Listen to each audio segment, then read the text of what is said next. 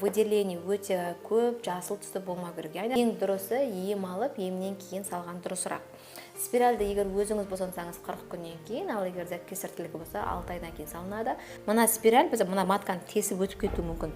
Сол арқылы бізде эрозия болмау үшін әрбір спиралі бар әйел әр 3 ай сайын, 6 ай сайын тампон істеп отырған жақсы. Бұл вакуум сіз ішпен жасайсыз, оның жатырға қатысы жоқ. Салғаннан кейін егер сізде выделение мазаласа, онда 10 күн свечи қойып жүрген дұрыс. Мен көбінесе айтам, бұл лила из роза свечи немесе. Ассалаумалейкум қыздар, қараңыздар мына нәрсені не екенін біліп тұрсыздар ма? Бұл бізде жатыр ішілік спираль. Яғни бүгінгі тематика біздің спираль туралы болады. Мынау біздің спираль, мына жердегі теміріміз, вот сары темір, екі тұрған бұл металл, мына простой түрі. Дәл осы жері бізде күмістен жасалған болады, және де алтыннан жасатылған түрі болады. Разницасы металлға егер аллергияңыз болмаса күмістен салуыңызға болады, және де күмісі көбінесе қатты воспалительный процесс шақырмайды.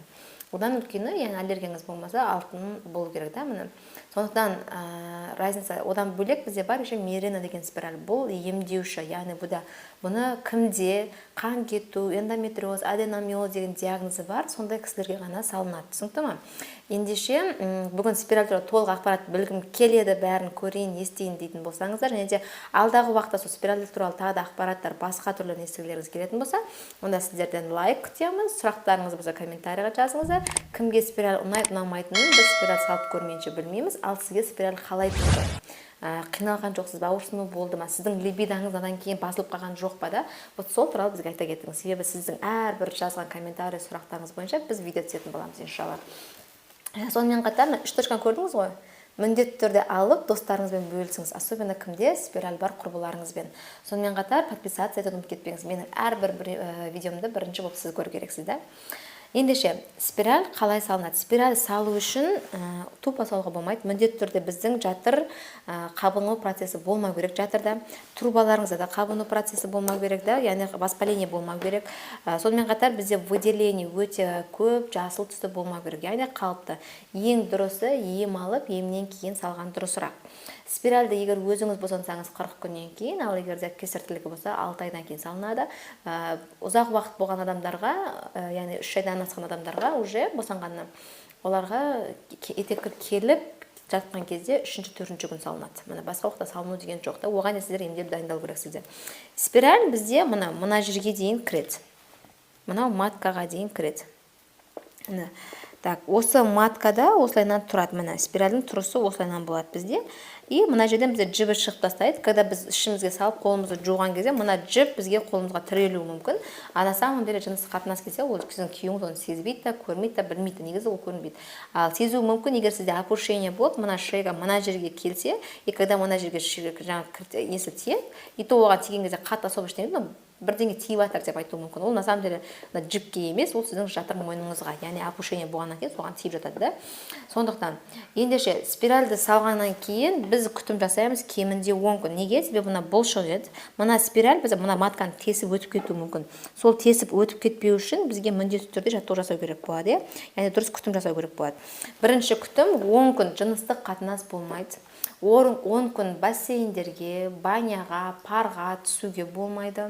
10 күн бойында ешқандай жаттығулар жасамайсыз. 10 күн ұзақ жолға шығуға болмайды. Желательно спираль салғаннан кейін ішіңізбен жатып ұйықтаған дұрыс. Бірінші күн обязательно, екінші күн жаймен тек. Одан кейін сізге міндетті түрде, егер бірінші күн ауыратын болса, кішкене обезболивающий антикитонав ішуіңізге болады, но не желательно да. Сонымен қатар спиральдан кейін баланы алып жүгіріп деп емізіп жүруге болмайды. Есіңізде болсын. Тек қана жатып емізесіз. Все. Даже балаңыз жылап жатса да, 3 ай, 4 айлық, 5 айлық бала тұр көтер деп жатса да, көтеріп үйретпеңіз. Себебі бала бір рет жылайды, көтер деп, 2 рет жылайды, 3-ші жыламайды, ол үйреніп қалады уже. Уже не дейді, ол наоборот еңбектеуге әрекет етеді, тезірек пысық бола бастайды, наоборот, да. Поэтому сізде спиральден дұрыс күтім болу керек. Бізде көпшілігі 10 күн дұрыс күтінбейді, и дұрыс күтінбегеннен кейін постоянно жалып басталады, яғни шағымы. Менде қанды выделение келіп жатыр, қайта-қайта келе береді, етеккір алдында келеді, кеткеннен кейін тағы да келеді, ауырады, ішім ауырып жатыр, білмеймін, бірден басталған боль, особенно жесткий секстен кейін басталады. Бәрі басталады. Неге? Когда спираль дұрыс болмайды, бұлай тесіп кетеді, немесе бұлай төмен қарай түсіп кетеді.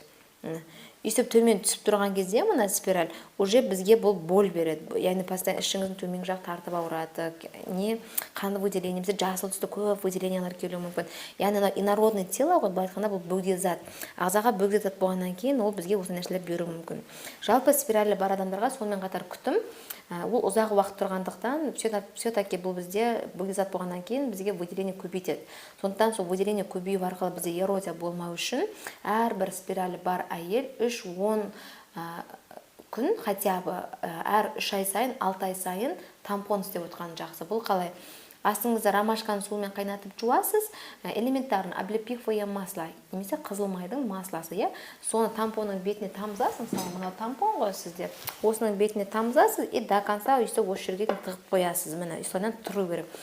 Күніге кешке істейсіз, азанда алып тастайсыз. 3 күн істейсіз, 3 күннен кейін жынысқа тағы түсе бересіз. Содан кейін тағы да 3 күн істеп жүріңіз. Неге? Чтобы кішкене выделение тыю үшін. Егер спиральдің әсерінен сізде выделение көп болса, а если сізде инфекция басқа нәрсе болса, одан кетпейді, міндетті түрде өгде сіз ем алуыңыз керек болады.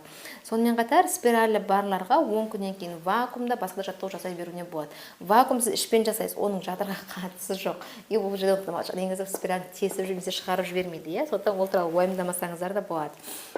Ендеше спиральді мысалы бүгін салса, бүгін салғаннан кейін егер сізде выделение мазаласа, онда 10 күн свечи қойып жүрген дұрыс.